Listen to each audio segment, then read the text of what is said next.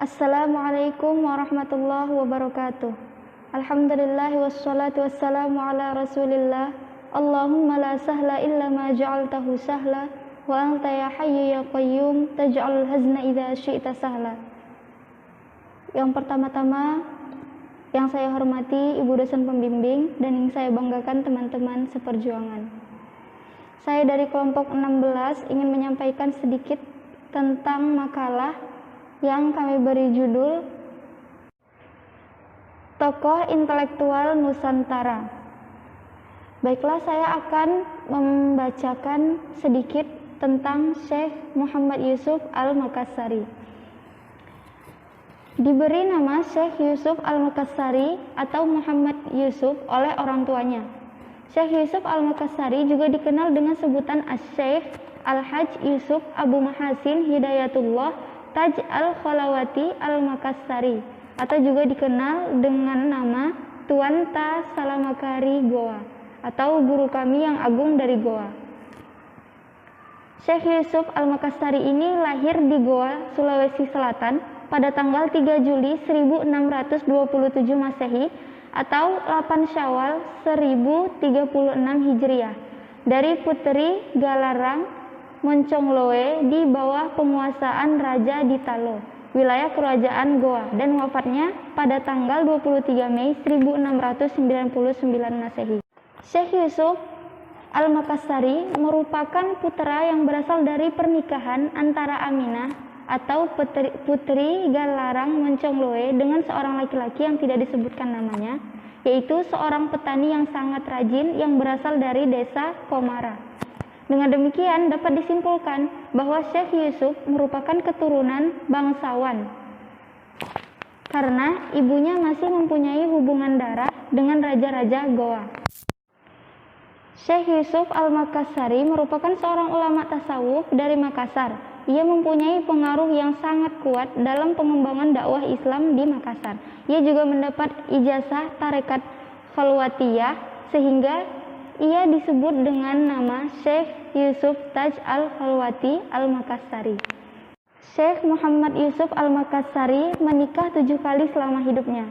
Yang pertama, beliau menikah dengan Siti Daeng Nisanga atau putri Raja Goa Mangarangi Daeng Manrabia. Kedua, ia menikah dengan Siti Hadijah, putri Imam Syafi'i. Yang ketiga, ia menikah dengan Daeng Takare Sitaba. Keempat, ia menikah dengan Kare Konto atau putri Sultan Agung Tirtayasa. Yang kelima, ia menikah dengan Kare Pane, putri Imam Banten. Keenam, ia menikah dengan Hafilah, putri Sunan Giri. Dan yang terakhir, beliau menikah dengan Hafifah, putri Sayyid Ahmad Semarang. Kemudian, Syekh Yusuf Al-Makassari meninggal pada tanggal 23 Mei 1699 Masehi di Afrika Selatan pada usia 73 tahun. Makamnya kemudian menjadi keramat dan juga dianggap sebagai tempat yang suci. Selanjutnya, latar belakang pendidikan Syekh Muhammad Yusuf Al-Makassari. Syekh Yusuf merupakan seorang ulama sufi intelektual dan seorang pejuang yang patut untuk dicontoh dan dijadikan sebagai teladan bagi kita semua. Ia dengan ilmunya yang sangat tinggi tetap tidak membuatnya sombong. Ia tetap memiliki sifat tawadhu. Syekh Yusuf tidak pernah lelah dalam perjalanannya untuk mencari ilmu. Meskipun Syekh Yusuf telah diasingkan ke negara lain, namun tidak mematahkan semangat Syekh Yusuf dalam mengembangkan Islam. Syekh Yusuf sejak kecil sudah hidup di lingkungan yang agamis. Dengan demikian, ia pun mulai belajar tentang Islam. Syekh Yusuf dalam perjalanannya mencari ilmu tidak hanya di satu tempat, akan tetapi ia berpindah-pindah dari satu tempat ke tempat yang lain. Adapun perjalanan Syekh Yusuf dalam mencari ilmu sebagai berikut. Yang pertama, Sulawesi Selatan. Pendidikan awal yang dilakukan Syekh Yusuf adalah di tempat kelahirannya di Sulawesi Selatan dengan belajar Al-Quran kepada guru yang bernama Daeng Ti Tasammang. Yang kedua, ia belajar tentang fikih. Lalu tauhid tasawuf kepada Sayyid bin Alwi bin Abdullah Al-Allamah At-Tahir. Selanjutnya, Syekh Yusuf belum puas dengan ilmu yang ia dapatkan. Lalu ia melanjutkan perjalanannya mencari ilmu ke tempat lain, yaitu Cikoang, Takalar, Makassar pada Jalaluddin Al-Aidid. Yang kedua, Banten. Selanjutnya ia melanjutkan perjalanan lagi untuk mencari ilmu ke Banten. Di sana, selain belajar agama, ia juga menjalin persahabatan dengan Sultan Ageng Tirtayasa atau Pangeran Surya Abdul Fattah. Selanjutnya, Syekh Yusuf melanjutkan perjalanan mencari ilmunya ke Aceh. Di sana, beliau belajar kepada Syekh Nuruddin Ar-Ranili. Yang keempat, beliau belajar ke Timur Tengah. Perjalanan mencari ilmu selanjutnya yaitu ke Timur Tengah. Yang pertama, ke Yaman. Beliau berguru kepada Muhammad bin Abdul Al-Baqi Al-Mizjaji Al-Naqsabandi. Beliau mendapatkan ijazah tarekat Naqsabandiyah. Yang kedua, Zabin. Beliau mendapatkan ijazah tarekat Ba'lawiyah. Yang ketiga, Haramain, Mekah Madinah, mendapat ijazah tarekat Sattariyah. Yang keempat, Damaskus kepada Syekh Abu Al-Barokat Ayyub Ibnu Ahmad Al-Khalwati Al-Quraisy, mendapat ijazah tarekat Khalwatiyah. Bismillahirrahmanirrahim. Assalamualaikum warahmatullahi wabarakatuh. Alhamdulillah, wassalatu wassalamu ala rasulillah Ibni Abdillah, la hawla wa la quwata illa billah, amma ba'du. Baiklah, sahabatku semua, saya akan melanjutkan makalah tentang sejarah Islam Nusantara yang tadi disampaikan oleh pemakalah pertama oleh Azmatul Khalilah. Saya akan melanjutkan yaitu tentang biografi Syekh Yusuf Al-Maqassari, seorang ulama Nusantara yang menjadi panutan di Afrika Selatan. Namanya menjadi spirit perjuangan rakyat Afrika Selatan melawan apartheid. Nelson Mandela menyebutnya sebagai putra Afrika, pejuang teladan kami. Jejak Syekh Yusuf di Afrika Selatan dimulai pada tahun 1693 dalam pengasingannya Kompeni Belanda. Ia ditangkap oleh Belanda akibat membantu banyak Sultan Banten, Sultan Ageng Tirtayasa, serta menentang Belanda. Ia sempat dipenjara di Batavia. Ia segera dipindahkan ke Ceylon, Sri Lanka karena Belanda khawatir dengan pengaruh Syekh Yusuf Al-Maqassari, meski para pengikutnya telah dipulangkan ke Sulawesi Selatan. Di Sri Lanka, Syekh Yusuf tidak pernah pudar, malah semakin menguat. Banyak penduduk Sri Lanka yang masuk Islam karena pendekatan Syekh Yusuf yang begitu humanis, yang begitu berdekat dengan masyarakat rakyat di Afrika Selatan. Selain itu, Syekh Yusuf juga berhasil membangun jejaring dengan jamaah haji asal Nusantara yang transit ke Sri Lanka sebelum ke Mekah. Dari jejaring itu, ia berhasil membangun komunikasi dengan Kesultanan Banten dan Kerajaan Goa.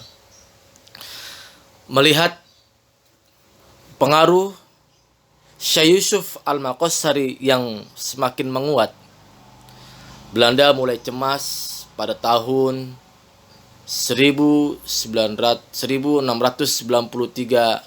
Belanda mengasingkan Syekh Yusuf ke tempat yang lebih jauh lagi, Afrika, yaitu di Afrika Selatan. Di Afrika Selatan inilah jejak petualangan Syekh Yusuf yang berakhir dengan Taufik Abdullah mengungkap bahwa di benua hitam inilah perjuangan Syekh Yusuf Al-Maqassari benar-benar usai, bukan usia. Pada tanggal 33 Mei 1699, Syekh Yusuf meninggal dalam usia 73 tahun dan dimakamkan di Cape Town. Kemudian jenazah Syekh Yusuf Al-Maqashari dipulangkan ke Makassar pada tahun 1705 atas permintaan Sultan Goa yaitu Abdul Jalil pada masa 1677, masa Abdul Jalil sampai 1709. Kemudian Syekh Yusuf Al-Maqashari dimakamkan atas permintaan Sultan Goa, kemudian dikebumikan di komplek makam bangsawan di Lakiung yang pernah menjadi pusat pemerintahan Kesultanan Goa. Pada tahun 2009 di Indonesia, Syekh Yusuf mendapat penghargaan Oliver Tambo, yaitu penghargaan sebagai pahlawan nasional Afrika Selatan oleh Presiden Afrika Selatan Thabo Mbeki. Gelar itu diterima oleh ahli waris dan disaksikan oleh Wakil Presiden Republik Indonesia, yaitu adalah Bapak Yusuf Kalla. Menurut Az-Zumardi Azrah, Syekh Yusuf merupakan perintis ketiga pembaruan Islam di Nusantara pada abad yang ke-17 setelah Nuruddin Ar-Niri dan Abdul Rauf Asingkili, dan seperti yang sudah diketahui bahwa Syekh Yusuf Al-Maqashari merupakan murid langsung dari Nuruddin Ar-Niri. Syekh Yusuf Al-Maqashari adalah salah satu di antara ulama termuka ke abad 18 yang dikenal dalam keilmuan dan kecemerlangan. Dalam karya-karyanya adalah Syekh Yusuf adalah Syekh Muhammad Arsyad Al-Banjari, yaitu yang sering disebut dalam kelampaian di mana-mana. Dan itulah lanjutan makalah kesempatan pada saat ini, yang tadi pertama disampaikan oleh Azmatul Khalilah, makalah Islam Nusantara dengan berjudul Tokoh Intelektual Nusantara Syekh Muhammad Yusuf Al-Maqashari dan Syekh Arsyad Al-Banjari, yang diampu oleh dosen kami Ibu Lesi Mariani SPD MHUM. Cukup sekian, nanti dilanjutkan oleh pemalah ketiga. Terima kasih. Wassalamualaikum warahmatullahi wabarakatuh. Bismillah, baiklah saya akan melanjutkan penjelasan dari saudara kita Muhammad Fardian, yaitu tentang Syekh Muhammad Arsyad Al-Banjari. Pertama, biografi Syekh Arsyad Al-Banjari. Di antara ulama Nusantara terkemuka pada abad ke-18 Masehi, dikenal kedalaman ilmu dan kecemerlangan karya-karyanya adalah Syekh Muhammad Arsyad Al-Banjari, atau sering disebut juga dengan Datuk Kalampayan. Beliau lahir pada 15 Syafar pada tahun 1122 Hijriah atau Maret 1710 Masehi di Kampung Lok, Gabang, Martapura, Kalimantan Selatan. Nama lengkap beliau adalah Syekh Muhammad Arsyad bin Abdullah bin Abdurrahman Al-Banjari. Terlahir dari seorang ibunda yang solehah yang bernama Siti Aminah. Ayah beliau yang bernama Abdullah bin Abdurrahman adalah seorang zuhud dan alim. Beliau tumbuh dan besar dalam suasana keislaman yang kental di bawah pemerintahan kerajaan Islam Banjar. Sejak umur 7 tahun, beliau sudah fasih dalam membaca Al-Quran.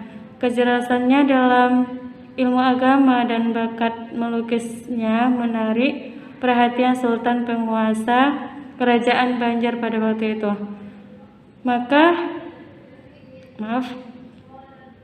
Maka Muhammad Arsyad kecil pun diboyong untuk belajar ilmu agama di lingkungan istana bersama keluarga kerajaan. Selanjutnya, peninggalan bersejarah Syekh Muhammad Al-Banjari. Penyiaran agama melalui media tulisan, beberapa buku-buku, kitab-kitab adalah salah satu cara efektif untuk penyebaran agama Islam secara luas dan merata dan sebagai tabir pembuka kesadaran bagi masyarakat untuk menambah ilmu pengetahuan. Nah, di samping mengajar, Syekh Muhammad Arsyad Al-Banjari juga banyak mengarang bermacam kitab-kitab sebagai penuntun bagi agama Islam. Di antara kitab-kitab yang beliau karang adalah Usuluddin yang berisi sifat-sifat Tuhan yang sifatnya 20, kemudian Lughatul Adlan berkenaan dengan sifat perempuan yang mengalami masa haid yang bertalian dengan masalah ibadah, kemudian kitab Faraid yang berhubungan dengan masalah warisan dan cara pembagiannya, kemudian Kitabun Nikah berisi tentang pengertian tentang wali dan bagaimana cara akad menikah. Di sini banyak kitab-kitab yang dikarang oleh Syekh Muhammad Arsyad Al-Banjari. Salah satunya itu yang saya katakan tadi. Kita akan cita-cita beliau, maka zuriat beliau yang berada di berbagai tempat yang siap menghadapi rupa untuk berkiprah sebagai generasi penerus sesuai dengan kemampuan dalam masing-masing, sehingga tak jarang kita dapat zuriat Syekh Muhammad Arsyad Al-Banjari yang melaksanakan majelis-majelis ta'lim. Jadi zuriat-zuriat beliau itu terbagi dua, yaitu di dalam negeri dan di luar negeri. Di luar negeri itu yaitu Makkah dan Malaysia. Kalau dalam negeri itu ada 4. Yang pertama di Pontianak, yang kedua itu Tembilihan Indragiri yaitu Riau, yang ketiga Bangil Jawa Timur, yang terakhir Kalimantan Timur yakni Haji Muhammad Syarwani Zuhri. Ia adalah seorang zuriat Syekh Muhammad Arsyad Al-Banjari di Balikpapan. Beliau melaksanakan pengajian dan berdakwah ke berbagai tempat di sekitar Kalimantan Timur. Beliau mendirikan pondok pesantren Syekh Muhammad Arsyad Al-Banjari di Balikpapan demi melanjutkan dakwah. Demikian makalah yang dapat kami sampaikan. Kalau ada kata-kata yang salah dalam penyampaian, kami mohon maaf. Saya Rita mewakili dari teman-teman. Wabillahi taufiq wal hidayah. Assalamualaikum warahmatullahi wabarakatuh.